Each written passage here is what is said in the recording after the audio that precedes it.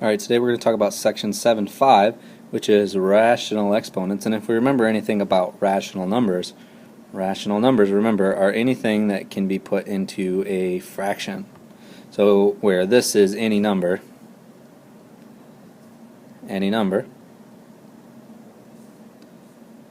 other than 0.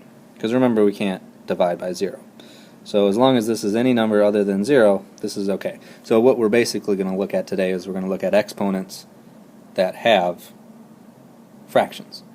Not fractions with exponents, but exponents that are indeed fractions. So let's take a look at what a rational exponent or a fraction exponent really looks like. So if we look at the words, and we look up here, this is the definition of b to the 1 over n. So instead of having a numerator and a denominator, our numerator is always 1, so b to the 1 over n. So basically what happens is a number raised to the power of 1 over n is equal to the nth root of that number. So what we have is we have roots. So remember kind of what we talked about as far as square roots and things like that were concerned. Okay, now we're going to talk about other roots. Because remember, we talked about this. So if I come up here to the top, I have n to the second power. Basically, we can say that this is n squared. Okay, n squared. And so we can also say this is the square root of n. And so that's where we get that squared square root. And so what we have is, if I tell you that we have 3 to the 1/2 power, really is the square root of 3. And then if I come down to the next example, I have 5 to the 1/4 power is basically 5 to the 4th root. That's how we would say that. And then the last example here is that if I come down one more step, I say 2 to the 1/7 power is basically the same thing as saying the 7th root of 2. And so in other words, what this is asking is what number times itself 7 times is going to give us 2, or what number times itself 4 times is going to give us 5, or what number multiplied by itself twice will give us 3. So some examples here of fractional exponents would say something like this. So 3 to the 1 over 3, which is another way of saying the 3rd root of 3. Or if I take this a step further and I said 8 to the 1/3 power is the same thing as saying the 3rd root of 8, which just happens to be 2. Or if I said 4 to the 1/2 power is the same thing as saying the square root of 4, which is also 2. Some non-examples here are pretty straightforward, and so if I tell you that 2 to the 1/7, this is not equal to 2 to the 7th square rooted. Okay, that is not what we're looking for. And it's not to say that 5 to the 1/3 is equal to, which it's not, the square root of 5 to the 3rd. That's not what we're looking for. Okay, focus on these examples. So whatever we have is this number right here, the denominator, tells us the little root number up here. So 3, 3, 3, 3. And if we look at our examples at the top, we can also see that this is true. So if I zoom in here, our implied number here, 4 and 4, 7 and 7. Okay, so whatever that number in the denominator, because remember what we're really looking at is we're looking at b to the 1 over n. b to the 1 over n.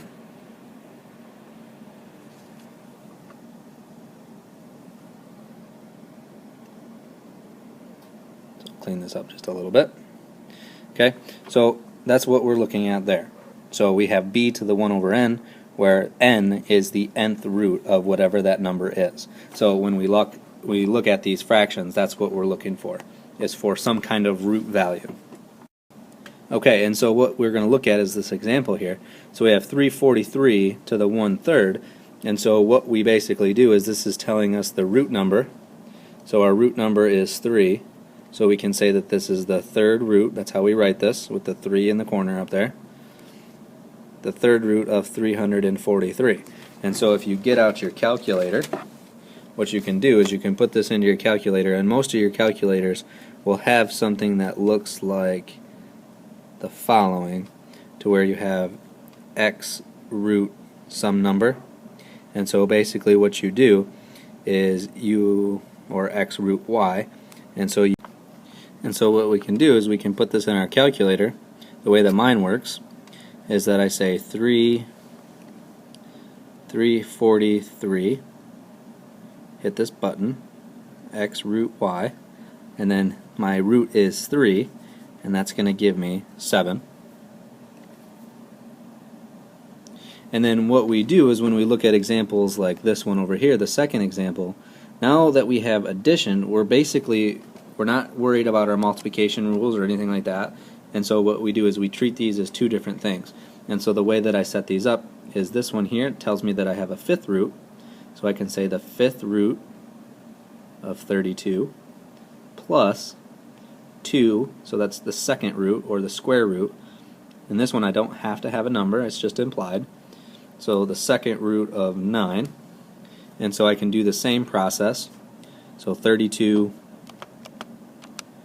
hit that button, to the fifth is 2 plus the second root of 9, which just happens to be 3.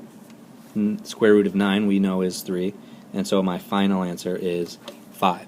So whatever that bottom number is tells us what number the root is. Okay, so now we're going to take this a little bit of a step further. So now what's going to happen when we have a fraction that doesn't have a 1 in it? So we have just a normal fraction. And so this fraction is telling us m over n, so b to that power. So where m and n can be basically any number as long as n isn't 0 or m is a 0, because we don't want anything with 0 because that just would screw things up. And so what we do is if we look at these, it's the number raised to the power of m over n is equal to the nth root of the number raised to the mth power. And so the number on the top, what we do is if we look at this first example here, this first example shows us that the bottom number still is our root. So we still have a third root. But then this here, this number can go on the outside. So whatever we find the third root as, then we can take that to the next power. Or what we can do is we can say that the 3 goes on the outside, or the bottom goes on the outside, and then the top goes on the inside. So 8 to the 2/3 really can be 8 squared to the third power, or to the third root. And the way that we can look at this as far as an example of how this works, because remember this fraction 2 over 3 really is 2 times 1/3. And so if I have 8 to the second times 1/3, well, how did I get that? Well, remember, whenever we multiply exponents, it's because it's a power to a power. And so this is 8 squared to the 1/3 power.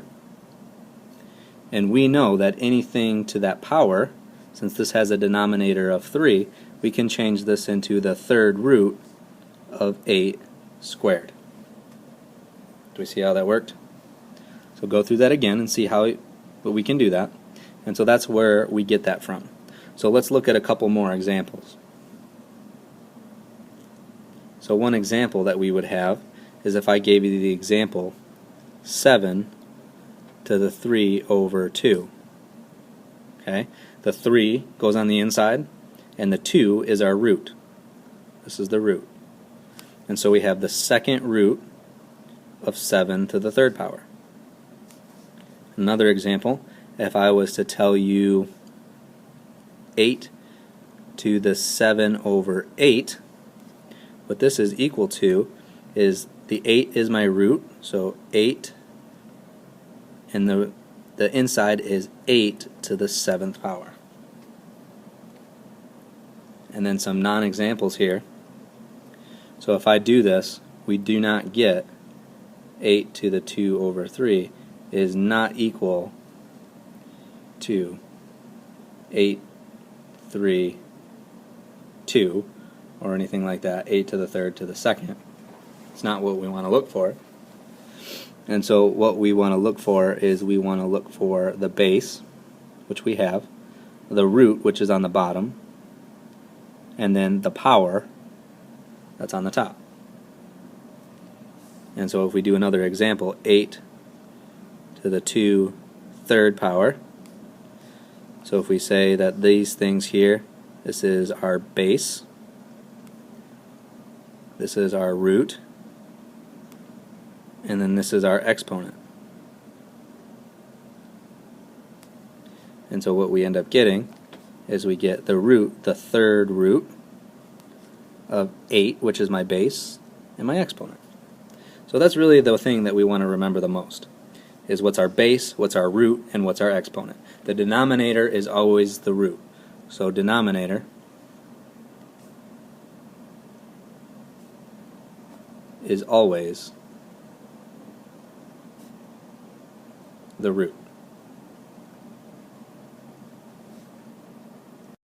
And so if we look at some examples here now, so we have 16 to the 3/4 power. And so what we can come up with is we can say this is my base, this is my root, and this is the exponent. So of my root, I have a fourth root, so for the fourth root of 16 to the third power.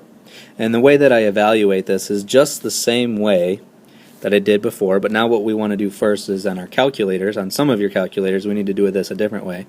We need to find out first what 16 to the third power is, which 16 to the power of 3 gives us 4,096. And if we take that number to the fourth root, so this is the fourth root of 4,096, then this gives us 8. And we'll go over that in class as far as what we're going to do there.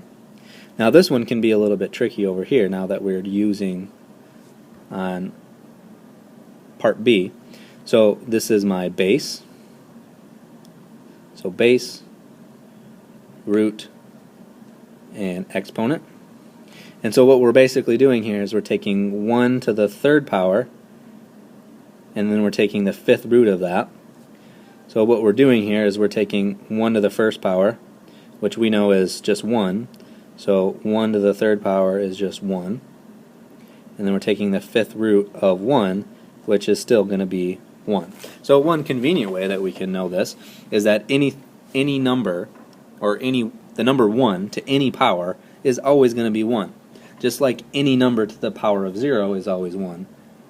Anything that you take 1 and take it to any power that you can possibly think of is always going to be 1. And then finally what I want you to do is, if you have a little bit of time, I want you to do guided practice 1 through 21. Now you can do the odd ones, but what I want you to practice is setting up the root. So get in the habit of setting up the root and convert from, if I give you the third root of 2 squared, you should be able to tell me that this is 2 to the 2 over 3 power. We can go back from one to the other. So we should be able to go both directions with this, and we should also be able to look at something like this. So if I gave you 3 to the power of, let's say, 8, okay, you could recognize here that this is equal to the third root of 2 to the third power, which is also 2 to the 3 over 3, which is 2 to the 1, which is just 2. So look at these in a different way. Try to go back from one to the other and see if you can handle that. And then we'll give more examples of this once we do it in class as well.